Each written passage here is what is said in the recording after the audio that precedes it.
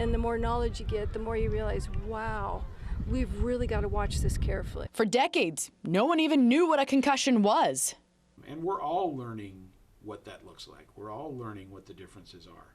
You know, I've been doing this a long time, and I've learned a ton in the last 3 or 4 years about concussion and concussion protocol and what's best for kids and what causes concussions and all those kind of things. And for so long, when an athlete, quote, got their bell rung, a popular term for dizziness caused by a hit to the head, they were just expected to shake it off and keep playing.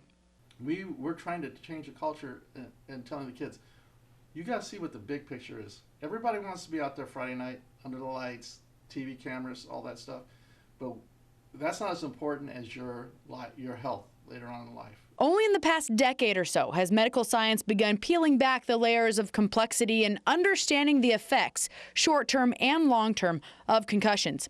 And how young athletes are protected has now been dictated by state law.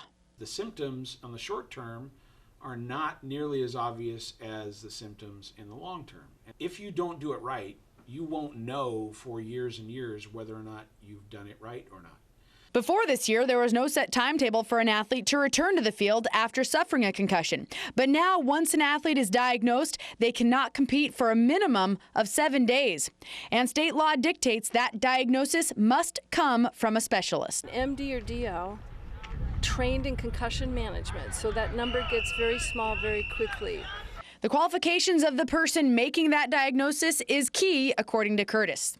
So it's subtle changes and subtle symptoms anyway, and you're dealing with athletes that don't want to tell the truth and they just want to play. And if the diagnosis is missed or an athlete is playing before they've healed, usually they're more likely to have a secondary concussion, and that usually comes on with less impact, and it may last longer for them to recover from the initial injuries. According to Calderwood, this new state law isn't just for coaches and trainers to know. Everybody has to buy in and everybody has to own the process, from kids to parents to coaches. I'm Julie Bueller, KMIR News.